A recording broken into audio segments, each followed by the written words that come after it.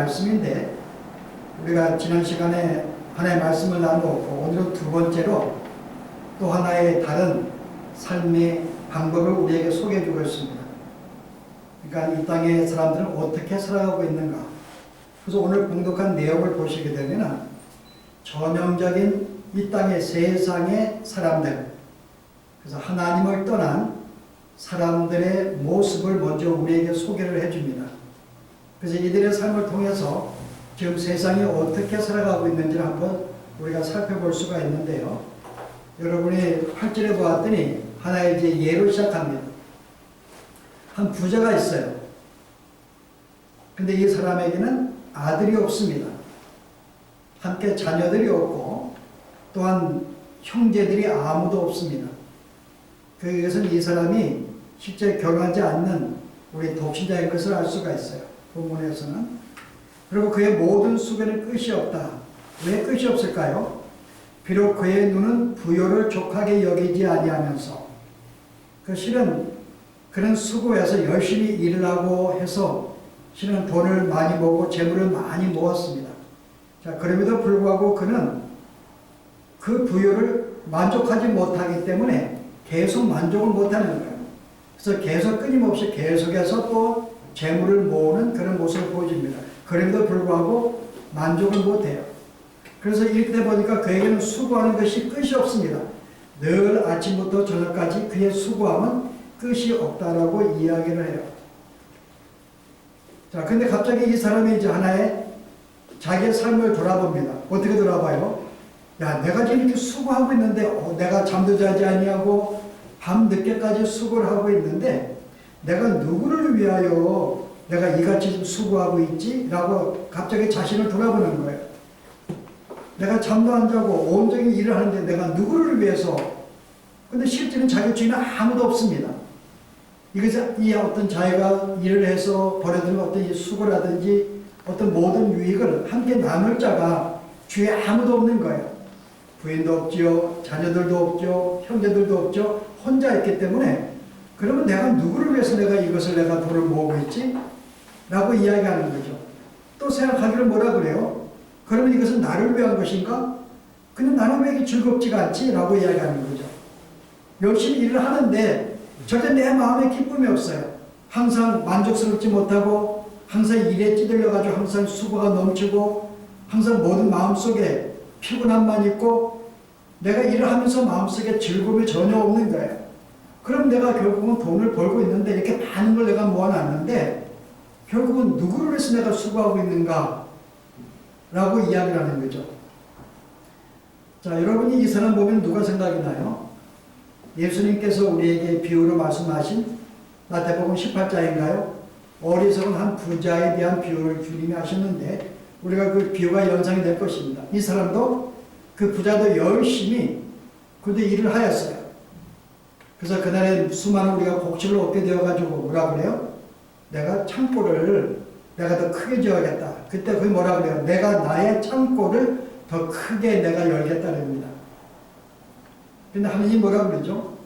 내가 오늘 밤에 내 영혼을 걷어간다면은 이 모든 건 누구의 것이 될까? 라고 이야기하는 거죠. 역시 이 사람도 수고해서 많은 재물을 모으고 어떤 곡식을 얻었지만은 함께 나눌 자가 없는 거예요. 만약에 네가 죽는다면은 이건 누구한테 갈까? 나눌 자가 없는 거죠. 그래서 예수님께서 여기서 말한 대로 온전히 수고를 하고 열심을 내는데 그 열심이 결국 나눌 자도 없고 자기 역시 그것도 온전히 즐거워하면서 기뻐하는데 쓰지도 못하고 그런 삶을 살고 있는 하나의 그런 부자를 우리에게 소개해 줍니다. 이게 바로 이 땅의 사람들의 모습이라고 하는 거죠. 많은 사람들이 어떤 자기 행복을 위해서 열심히 수고하고 일을 하고 있는데 자기를 위해서 남이 아닙니다. 나의 만족과 나의 즐거움을 위해서 모으고 있는데 실제는 계속 만족하지 못하기 때문에 끝없이 수고하고 끝없이 모으는 이와 같은 모습. 이게 실제 어떻게 내어보게 되면은 일종의 개인주의라고 볼 수가 있죠. 그래서 이 세상의 하나의 또 한 모습은 바로 개인주의, 자기만을 위해 살아가는 삶인데 진작 그것도 진작 자기에게 기쁨과 즐거움을 노리지 못하는 그 그와 같은 개인주의에 대해서 우리에게 이야기를 해줍니다. 그래서 세상은 이런데 오늘 교회 내에서도 이와 같은 개인주의가 우리 교회 안에 들어와서 영향을 주고 여기에 오용된 것을 우리가 오늘 도전하면서 볼 수가 있어요. 근데 실제 엄밀하게 말하면 우리의 부유함이 문제라고 말하고 있는 것은 아닙니다. 하나님은 우리에게 이 땅에 사는 동안에 필요한 것들 다 공급해 주시고 계세요. 이런 부도 허락해 주십니다. 그래서 우리가 이스라엘의 솔로몬과 다윗 같은 고인은 굉장히 풍성했어요. 아브라함도 마찬가지입니다. 족장 다 풍성하게 살았거든요. 실제 우리가 어떤 이 부 자체에 대해서 문제를 삼는 게 아닙니다. 뭐에 대한 문제죠? 바로 부가 우리의 삶의 모든 목표가 되고 그것이 마치 우리의 하나의 신이 되어서 거기에 의지하고 거기에 기뻐하고 거기에 즐거워하고 그게 없으면 낙심하게 되고 힘을 잃게 되고 그게 있으면 힘을 얻는 하나의 나의 신으로 무상으로 삼고 있는 게 문제인 것이지 부 자체는 문제 삼는 게 아닙니다. 근데 이 땅의 사람들은 하나의 부 자체가 그의 무상이 된 것이죠. 그의 하나님이 되어서 그것으로 기뻐하고 즐거워하고 거기에 소망을 얻고 그것이 없으면 낙심하고 절망하게 되는 이런 세상의 삶. 그래서 이를 위해서 자기들이 살아간다 그러면서요. 그 다음에 13절에 보면 이 내용을 조금 더 발전을 시킵니다. 또 다른 예를 들어서 이 내용을 우리에게 이야기하는데요. 자, 두 사람을 소개합니다. 하나 누구죠? 가난하여도 지혜로운 젊은이가 있습니다. 가난한 사람이에요. 근데 지혜로운 젊은이가 있는데 또 한 사람은요. 높고 늙고 둔하여 경고를 더 받을 줄 모르는 왕이 나옵니다. 이 왕은 늙었어요. 그리고 굉장히 둔합니다. 그리고 다른 사람이 그에게 충고하고 경고를 해도 듣지 아니하는 사람입니다. 근데 14절에 보았더니요. 그는 여기 젊은이죠. 젊은이는 자기의 나라에서 가난하게 태어났을지라도 감옥에서 나와서 왕이 되었다고 말해요. 이 사람이 가난하게 태어났는데 감옥에서 나와서 왕이 되었다. 젊은이는. 여러분 누가 생각이 나요? 그리고 이 사람은 그 다음 뭐라 그러죠? 이 사람은 16절에 많은 백성들이 무수하게 그를 따르고 그를 본받습니다. 그 두 사람이 소개가 돼요. 그래서 한 사람의 삶은 굉장히 지혜롭고 젊은 사람이고 한 사람은 충고도 듣지 아니하고 나이가 늙은 왕을 소개합니다. 누가 연상이 되죠? 아마 제가 볼 때 이 전도자는 아마 자기의 아버지와 그 위에 사울 왕을 생각하고 썼다고 생각을 해요. 여기에 지금 지혜롭고 젊은이는 아버지 다윗을 말하고 늙은 왕은 사울을 말합니다. 그 사울 왕의 특징을 뭐라고 소개하고 있죠? 사울은 왕이다 그 사람은. 그런데 그 사람은 감옥에 갇혀있다고 이야기해요. 14절에. 젊은이는 감옥에서 나왔는데 이 사람은 감옥에 갇혀 있습니다. 그 실제 우리가 물론 감옥이라는 것은 여러 가지 의미가 있지만은 우리가 하나님을 떠나 살기 때문에 어떤 자기라고 하는 테두리 안에 살고 있는 죄악된 삶을 우리가 감옥이라 볼 수 있고요. 어쨌든 이와 같은 사람은 감옥이라는 것은 다른 의미로 다른 사람과 교제하고 없이 일방적으로 충고도 듣지 않냐고 일방적으로 자기의 삶을 살아가는 자, 자기의 틀 안에 살아가는 자를 말할 수가 있습니다. 바로 사울왕이 그렇다는 거죠. 그 사울왕은 자기의 어떤 틀 안에 살고 있으면서 감옥에 있었기 때문에 그는 다른 사람과 교제가 없습니다. 사랑함이 없습니다. 돌보는 게 없어요. 그리고 혼자 있다 보니까는 어떤 마음이 굉장히 마음이 폐쇄적이고 그 사람의 마음은 굉장히 좁습니다. 자, 그러다 보니까는 어떤 세상의 모든 사람이 뭐로 여겨져요? 자기의 경쟁자로 여겨지는 거예요. 그래서 사울왕은 어떻게 했어요? 자기 어떤 감옥의 틀 안에 갇혀가지고 다른 사람에 대해서 계속 편견을 가지면서 그를 공격하는, 그래서 그의 모든 왕이 된 다음에 다윗의 등장 때부터는 그가 죽을 때까지 결국은 다윗을 계속 쫓아다니고 죽이려고 했던 우리가 그런 왕인 것을 볼 수가 있습니다. 이 왕이 이와 같은 삶을 살았어요. 그런데 그에는 아무도 없습니다. 친구도 없습니다. 함께 나눌 삶도 없습니다. 오늘 다른 사람을 공격을 하고 자기 어떤 틀 안에 갇혀있는 한 사람, 이게 뭐가 행복일까라고 하는 거죠. 이게 전형적인 세상의 사람인 것을 사울왕을 통해서 보여줍니다. 많은 사람들이 이렇게 살아간다는 거죠. 근데 또 하나는 누군요? 자기 아버지 다윗. 다윗은 아주 어리고 소년입니다. 근데 이 사람은 어떻게 했어요? 감옥에서 나온 자야.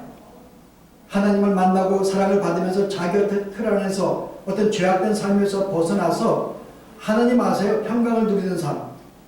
바로 이 사람에 대해서, 바로 이 사람이 그 결과로 수많은 사람들이 그를 따라다녔다라고 이야기를 합니다.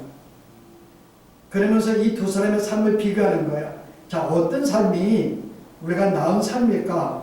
라고 비교하는 거죠. 전형적인 세상의 사람들은 이와 같이 사울의 삶을 살고 있다는 거죠. 정말 자기 왕의 직을 지기 위해서 수고하고 예를 쓰고 경쟁하고 죽여다니는 그런 삶과 다윗과 같이 어떤 감옥의 틀에서 벗어나서 마음껏 하나님을 섬기면서 평화롭게 살고 있는 이 삶과 어떤 삶이 더 행복한 삶일까? 그래서 성도에게 주는 교훈은 뭐죠? 오늘 우리들은 이와 같은 다윗 같은 삶이 우리가 본받아야 하나의 삶이라고 우리에게 은근히 소개를 합니다. 자, 그러면서 이제 우리 가운데 이제 오늘 내용이 우리에게 소개가 돼요. 두 사람이 함께 있으면은 이라고 이제 소개를 합니다. 결국 이 여러분 전체 내용을 볼 때는 이 내용은 A, B, A-로 시작을 해요. 결국은 이 실은 양쪽에 있는 두 개는 가운데 있는 내용을 강조하기 위한 것입니다. 그 오늘 주고되는 이 전도자의 교훈은 뭐죠? 오늘 9절 이하의 말씀이죠. 두 사람이 한 사람보다 나은 그들의 수고함으로 좋은 상을 얻을 것이다. 자, 두 사람이 한 사람은 낫다. 세 가지 예를 들죠. 뭐가 있어? 첫 번째는요. 길을 가다가 넘어지게 되면은 만약에 심하게 넘어져 다치면은 스스로 혼자 가면 일어설 수가 없는데 마치 누구 같은 거예요? 실제 뭐 우리 그 선한 사마리아인 보게 되면은 한 사람이 길을 가다가 강도를 만나서 넘어지잖아요. 그 두 개 나오죠, 실은. 한 사람이 가게 되면은 넘어져도 일어서도 못할 뿐더러 만약에 강도를 만나게 되더라도 혼자는 대적할 수가 없어요. 당할 수밖에 없는 거죠. 근데 만약에 두 사람 이상이 함께 가게 되면 어떻게 돼요? 내가 적들을 만나게 되더라도 함께 싸울 수 있는 나에게 어떤 좋은 상대의 팀이 있고 또 내가 넘어지더라도 이렇게 세울 수 있는 친구가 있기 때문에 그가 넘어져도 다시 이렇게 세움을 받고 적을 만나도 승리할 수 있는 그런 삶입니다. 그리고 두 사람이 함께 누우면 따스하다고 이야기를 해요.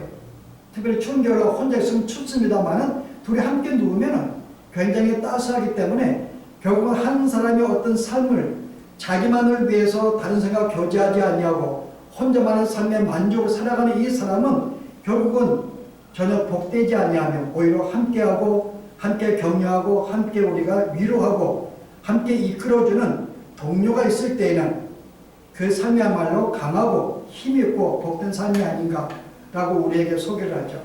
그래서 오늘 전체 이 내용을 볼 때에는 실제 우리가 이 땅의 사람들의 모든 삶, 하나님을 떠난 사람들의 삶은 다 자기만 밖에 모르고 자기 틀 안에 갇혀서 자기만을 위해 이 땅의 모든 수고를 아끼지 않냐는 하나의 인생을 소개하면서요. 우리가 어떻게 사는 것이 우리가 바른 삶인가를 오늘 우리에게 도전합니다. 자, 그게 뭐죠? 개인주의가 아니라는 거죠. 우리는 함께 가는 존재, 공동체의 가치를 오늘 우리에게 소개하는 것입니다. 공동체의 가치에 대해서. 실제 우리의 인생을 보면요. 하나님 우리를 어떤 인간도 혼자 만들지 않았습니다. 여러분 지금 사람이라 그러면 혼자가 사람이라 그러지 않습니다. 하나님이 아담을 지으신 다음에 그에게 뭐라고 말씀했어요? 아담을 지으신 다음에 창세기 여러분이 2장에 보시게 되면 아담을 지으신 다음에 그에게 하신 말씀이 있죠. 여러분 18절에 보았더니요. 여호와 하나님이 이르시되 사람이 혼자 사는 것이 좋지 아니하니 내가 그를 위하여 돕는 배필을 지으리라. 자, 혼자 사는 것은 좋지 않다. 여기서 번역은 좀 부드럽게 되어 있는데 원래 원문은 선하지 않다 그 말입니다. It's not good. 선하지 않다. 악하다 그 말이에요. 혼자 있는 것은. 물론 이것은 우리가 영적으로 우리 인간이 지음받을 때 하나님과 함께 해야 되는데 하나님을 떠나서 혼자 사 있는 삶은 악하다는 것을 우리가 영적으로 말씀해 줬지만은 실제 우리의 삶 가운데서도 혼자 있는 것은 악한 거야. 그래서 이를 선하게 만들기 위해서 그의 돕는 배필 하와를 만들어 줍니다. 그리고 하는 말이 뭐예요? 너희는 하나라고 이야기를 해요. 둘이 지으면서 너희는 하나다라고 이야기를 합니다.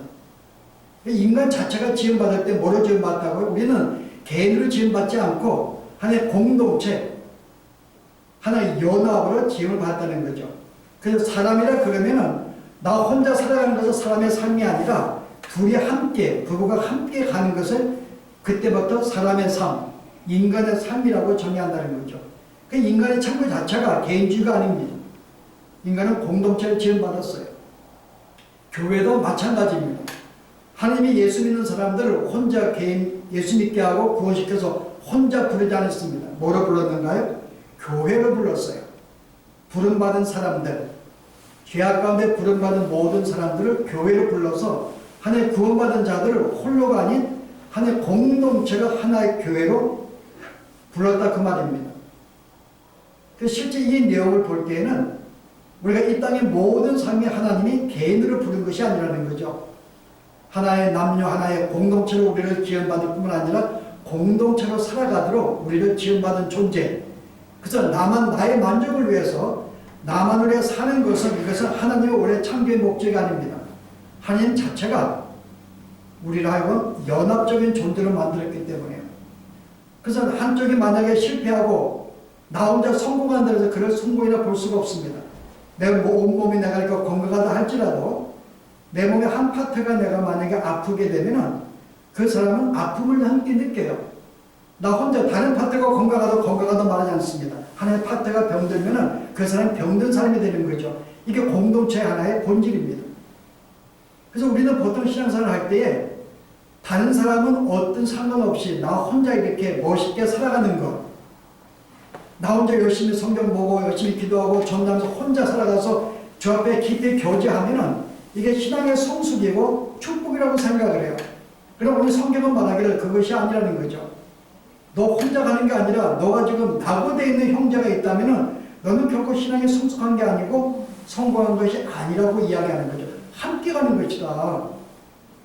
그래서 우리가 저번에 오래전에 제가 성경의 사무엘상의 말씀 가운데서 그 베스메스로 가는 제가 이 두 마리의 소를 제가 소개한 적이 있는데요.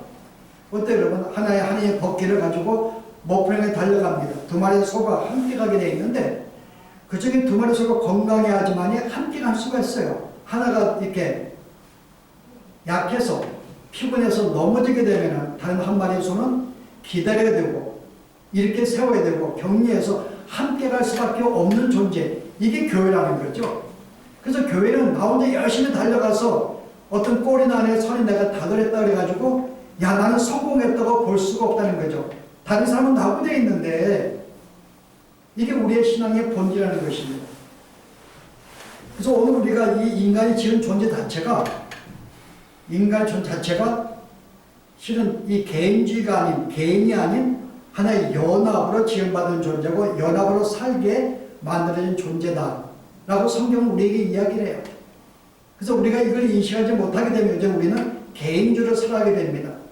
함께 결혼했음에도 불구하고 함께 사랑을 나누는데도 불구하고 여전히 저 사람 배우자는 나를 위해 존재하는 거예요. 나를 위해 살아가는 것이고 그래서 내 행복, 나의 즐거움, 나의 안정을 위해서 함께 동역하는 사람 나를 위한 존재로밖에 볼 수가 없는 거죠. 그러나 성경은 두 사람이 함께 걸어가고 함께 도착해야지만이 우리의 신앙의 성숙이며 이게 인생의 삶의 성공이라고 우리가 이야기하고 있는 것이죠. 그래서 우리가 이 말씀을 조금 더 깊이 들어가면요. 지금이 아니면 또 함께 나눌 수 없기 때문에 잠깐 우리가 이 가정 생활을 우리가 좀 생각해 볼 수가 있습니다. 하나님이 가정을 지으셨어요. 남녀가 사랑하면 결혼하게 됐는데 자, 왜 결혼을 할까요, 여러분? 많은 젊은이가 결혼하는 목적이 뭘까요? 행복해지기 위해서. 물론 그건 틀린 말이 아닙니다. 하나님이 우리를 남녀를 지은 것은 우리의 행복을 위해 지으셨기 때문에 실제 진정한 행복을 누리기 위해서는 결혼을 해야 되거든요. 이건 사실이에요. 근데 여기서 끝나지 아니합니다. 자, 행복이 전부인가? 자, 또 하나의 하나님이 남녀를 지으신 이유가 뭘까요? 남녀를 지으신 이유? 생각 안 나시는가요? 들어본 적도 없는가요? 예, 실은 남녀가 결혼하는 목적이 가장 궁극적인 목적은 거룩해지기 위해서입니다. 하나님이 우리의 거룩함을 위해서, 우리의 믿음의 성숙을 위해서, 거룩함을 위해서 실제는 남녀를 지으시고 결혼을 허락하셨다는 거죠. 이게 창세기 우리가 주는 교훈입니다. 여러분이 에베소 보시게 되면 어떤 교훈이 나오죠? 5장에 보시면 부부의 관계가 나와요. 아내들이여 남편에게 복종하라 그러고, 그 다음에 남편들아 아내를 사랑하라 그러고요. 누가 누구를 사랑했듯이요? 그리스도가 교회를 사랑했듯이 라고 이야기를 나눕니다. 그러면서 뭐라 그래요? 그러므로 사람이 부모를 떠나서 그의 아내와 합하여 그 둘이 한 육체가 되었으니 이 비밀이 크도다. 나는 그리스도와 교회에 대하여 말하노라. 지금 현재 지금 내용이 지금 이 바울이 부부의 어떤 관계를 이야기하면서 나의 결론들은 뭘 이야기해요? 내가 이 비밀이 굉장히 크다, 부부라는 것이. 그게 뭐죠? 나는 그리스도와 교회에 대해서 지금 말하고 있는 거야 라고 이야기하는 거죠. 이해가 돼요? 왜 하느님이 부부를 지었을까? 제가 말한 대로 우리가 천국에 가면은 실제 부부가 없습니다. 남편과 아내가 부부가 없어요. 다 혼자 있는데요. 그런데 왜 이 땅의 사람들 부부를 허락했을까? 어차피 천국에 가면 남이 되는 것이고 나와 상관이 없는 존재가 되는데 왜 이 땅에 부부를 만들었을까? 자, 뭘 알게 만들기 위해서요? 우리가 창세기 여러분이 3장에 2장에 여러분들이 아담과 하와를 지을 때, 특별히 하와를 지을 때 여러분이 어떻게 여러분 지었는가요? 하와를 어떻게 지었죠? 남자를 아담을 잠재운 다음에 그에게 갈비뼈를 뼈가지고 그로 하여금 하나의 여자를 만들었습니다. 그리고 말씀하시면 너희는 하늘하고 이야기하시면서 함께 살라고 이야기를 합니다. 그 결혼관을 주셨어요. 근데 여러분 잘 보시게 되면 이 내용이 뭐라 그랬죠? 실제 그리스도에 대한 모형입니다. 교회가 어떻게 탄생하는지를 설명하기 위해서 이 어떤 부부관계를 허락했다는 걸 볼 수가 있습니다. 하나의 아담이 잠들고 그가 갈비뼈 뺄 때 피를 흘린 잠든 상태, 죽은 상태가 됐을 때 갈비뼈가 거기서 취해서 하나의 여자가 탄생했듯이 교회도 또한 누구로 말미암아? 예수 그리스도로 말미암아 실제 그의 죽으심을 통해서 그가 나중에 죽으실 때 그가 죽으심이 어떻게 확인되었는가요? 그의 옆구리에 창으로 찔려서 피가 남으로 말미암아 그의 죽으심이 확인이 되었고 그 결과로 교회가 탄생하게 되었습니다. 그 실제 뭔가 하면은 바로 이 부부의 관계는 그리스도가 교회 관계를 우리가 설명하겠어. 그리스도가 이 땅에 오셨고 어떻게 우리가 그의 신부가 되었는가를 실제 우리에게 설명해 주시기 위해서 구수로 알게 만들기 위해서 가장 간접적으로 부부의 삶을 허락했다는 걸 볼 수가 있습니다. 자, 그럼 우리가 부부를 허락해서 하나님이 부부의 관계를 통해서 뭘 배우는가요? 오늘 너가 그리스도와 같이 너도 실은 교회에서 희생할 때 너도 한번 희생해, 사랑해, 헌신해, 부부를 아끼라고 이야기를 합니다. 자, 그럼 우리가 결혼을 통해서 우리가 부부 관계 속에서 우리가 뭘 배우게 될까요? 점점 우리가 그리스도의 말씀에 순종하면서 내가 그의 사랑과 희생과 헌신과 그걸 내가 배우게 됩니다. 또 실천하게 되는 거예요. 그러면서 나는 어떻게 돼요? 그의 마음을 배우면서 내가 점점 신앙이 성숙하게 되는 거죠. 그 실제 우리는 신부도 마찬가지입니다. 내가 실제 어떤 이렇게 교회가 그리스도의 순종한 삶을 통해서 어떤 동역의 삶을 통해서 바로 뭘 배우게 돼요? 우리가 이 땅에 할 때 어떻게 살아야 될지를 신부가 배우게 됩니다. 이게 우리의 삶이구나 라는 것을 배우게 돼요. 실제 이 모든 부부의 관계를 볼 때는 근본적으로는 우리가 어떻게 하나님을 섬기고 하나님 안에서 우리가 복받고 사는가를 알게 만들기 위한 것입니다. 그래서 결혼 생활을 통하게 되면 점점 내 삶이 그리스도로 본받게 되고 그의 삶을 행하게 되면서 나의 삶은 점점 거룩해지는 거죠. 점점 믿음이 성장하는 것입니다. 그 실제 엄밀하게는 하나님 왜 부부를 허락했는가? 우리의 삶의 성장과 거룩함을 위한 것이죠. 이게 부부를 허락하신 이유예요. 결국 우리의 삶이 결국은 이 공동체 통해서 우리가 뭘 배울까요? 단순히 부부로 끝나지 않고 하나님이 믿는 성도들에게는 또 교회라고 하는 공동체를 하나님 허락해 주었습니다.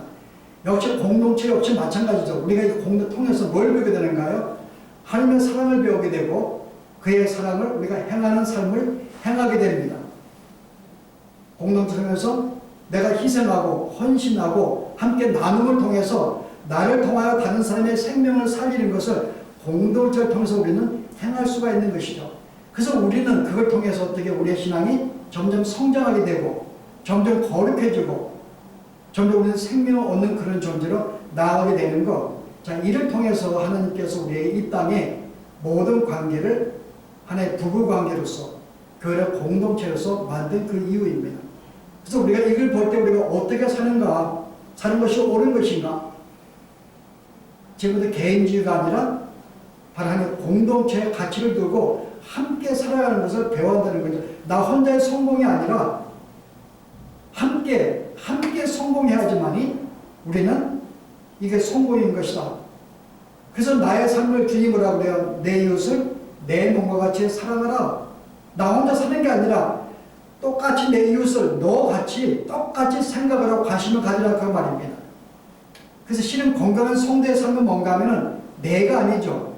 나에서 우리로 바뀔 때 우리는 그때부터 진정한 더 행복한 삶, 더 건강한 삶을 살 수가 있는 것입니다. 우리는 지금까지 인간의 전형적인 모습은 나를 위한 삶이에요. 내가 어떻게 살까? 나를 위하여, 나의 안정을 위해서, 나의 복을 위해서, 나의 행복을 위해서. 근데 성도의 삶은요, 그 나라는 단어가 우리로 바뀌는 것입니다.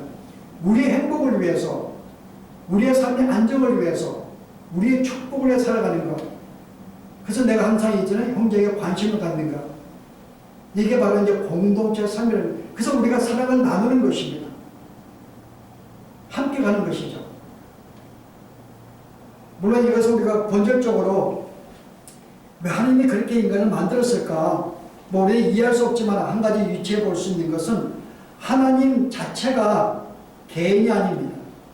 바로 그가 삼위일체예요. 성부와 성자와 성령이 우리가 이해할 수 없는 그분이 세 분이 계셨고 그분이 한 분이시기 때문에요. 이 세 분은 결단코 그분 하나님 존재 자체가 자기를 존재하지 않습니다. 서로 경외하고 서로 사랑하고 서로 아끼고 서로 돌보고 서로 상대를 위해서 그 주님이 이 땅에 오셨을 때 그가 뭐라고 말씀했어요? 그는 한 번도 자기를 사지 않았습니다. 진짜 아버지를 위해 살았어요. 그의 말씀에 그의 뜻을 붙잡고 그를 사랑하여 그에게 나에게 명하신 대로 그를 기쁘시기 위해서 살아가신 분이 예수님의 삶입니다. 이게 삼일체 본질이거든요.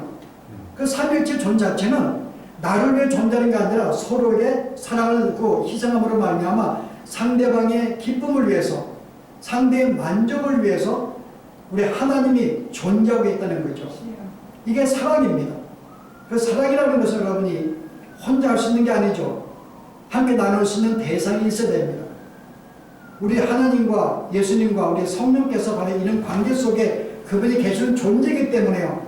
바로 그 같은 본질을 가지고 우리를 만들었다는 것이죠. 그래서 우리가 이 관계를 이해하지 못하면 우리의 삶은 계속 나 혼자의 삶, 나를 위해 살아가는 것 같아요. 이것은 인생의 실패의 삶이고 결국 우리는 건강한 삶이 아닌 것을 말하고 있습니다. 그래서 오늘 우리가 이 말씀을 기억하시면서요. 우리가 어떻게 사는 게 옳은가? 이제부터는 나만을 위한 삶이 아니라 우리를 위한 삶입니다. 내가 잘 되듯이 형제가 잘 되는 것이 바로 나의 잘됨이 되는 거죠. 이게 여러분 진짜 사랑할 때 진정한 삶이 거기서 나오죠. 여러분 그 젊은이들 사랑을 나눌 때에 함께 사랑하는 존재가 진정한 기쁨이 어디 있을까요? 내가 그를 만나면 기쁜 거예요. 내가 그를 위해서 뭔가를 해주면 기쁩니다. 그래서 뭔가 내가 해주고 희생 헌신하고 그래서 그 사람이 나 때문에 기뻐하고 즐거워하는 것이 진짜 사랑하는 관계라면 그게 너무나 내가 행복한 거야. 그래서 상대방의 내 사랑하는 사람을 위해서 기꺼이 희생되고 헌신도 하고 함께 나누기도 하고 내가 모든 걸 바치는 것입니다. 왜냐하면 그의 기쁨이 나의 기쁨이기 때문에. 이게 진정한 사랑의 목적이에요. 그 살다 보면 이런 본질을 잊어버리게 되는데 진짜 사랑하게 되면 나의 모든 걸 바쳐서라도 상대방이 기뻐한다면 나는 이것을 기꺼이 기쁜 마음으로 감수하겠다는 거죠. 결국 그의 잘됨이 나의 기쁨이 되기 때문에 우리가 이런 원리도 똑같은 삶이죠. 우리의 삶에서 교회도 상대의 기쁨과 상대의 잘됨이 바로 나의 잘됨이 되는 것이죠. 그래서 오늘 어떻게 살 것인가? 예물과 우리가 재물과 관계될 때 네가 한 손에 양손에 쥐고 사는 것이 끝없이 지는 게 아니라 한 손에 어떤 재물을 쥐고서 또 한 손은요. 그래서 함께 나누는 삶이 옳다고 성경에 가르치는 거죠. 둘 다 쥐지 말고 한쪽은 쥐고 한쪽은 네가 나눠주고 살아. 나누면 살아. 이게 내 형제가 아름답게 격려받고 위로받고 힘을 얻을 수 있는 건강에 자랄 수 있는 귀한 것이야. 물론 물질만 나누는 게 아니죠. 우리의 모든 삶을 함께 나누는 것입니다. 형제에서 기도해주고 함께 염려하고 그가 아름답게 세워주고 함께 관심을 가져주고 함께 격려하고 도와주는 이와 같은 모든 삶, 그런 가운데서 우리는 이 교회가 건강하게 세워질 수 있고 우리 모두가 함께 아름다운 성으로 갈 수 있는 것, 이게 단순히 우리가 성도의 의무이기 때문에 하는 것이 아닙니다. 오늘 성경은요 그렇게 사는 것이 성도의 의무이며 영적인 삶이기 때문에 그렇게 살라고 하는 것은 아니에요. 바로 그런 삶 자체가 뭐예요? 너의 기쁨이라는 거죠. 네가 마음의 기쁨을 얻어야 되는데 네가 너만을 위해 계속 살아가고 힘쓸 때에는 그게 무슨 가치가 있느냐. 인간의 진정한 가치는 네가 많이 모으는 게 가치가 있는 게 아니야. 많이 모으고 너를 위한 가치가 있는 게 아니라 네가 모은 것을 함께 나누고 함께 살아가는 나는 이 삶이야 진짜 가치가 있다고 이야기하는 것이죠. 이게 우리 삶의 진정한 가치다. 그러면 네가 어떤 가지고 있는 것을 어떻게 하라고요? 함께 나누라고 이야기를 합니다. 함께 나누어서 그것으로 형제를 격려하고 위로하고 함께 이렇게 세워가는 이 말씀, 이게 오늘 우리에게 주는 것이죠. 이게 성도의 삶의 본질이고 이게 우리의 삶의 우리 의무입니다. 그래서 이제부터는 더 이상 우리가 나를 위해서 내가 어떻게 살 것인가, 우리가 살다 보면 계속 나만을 생각하고요 나의 번영을 계속 내가 수고하고 예를 쓰는데 내 마음속에 형제가 들어올 틈이 없는 것을 우리는 종종 발견하게 돼요. 그러나 이것은 우리를 부름받은 우리의 삶의 목적도 아니고 우리의 본질도 아닙니다. 우리는 함께 가는 것이죠. 그래서 우리에서 함께 기도해주고 함께 나누고 함께 격려하면서 이걸 통해 진정한 기쁨과 즐거움을 갖게 하는 것. 결국은 내가 나눔을 통해서 우리에게 진정한 기쁨을 주었기 때문에 우리의 삶을 나를 위한 삶이 아니라 함께 관심 갖고 돌보고 나눔을 통해서 여러분의 기쁨은 말할 것도 없고 이를 통해 우리가 거룩한 하나님의 사람으로 세워져갈 수 있는 그런 삶이 되기를 바랍니다. 기도하십시오.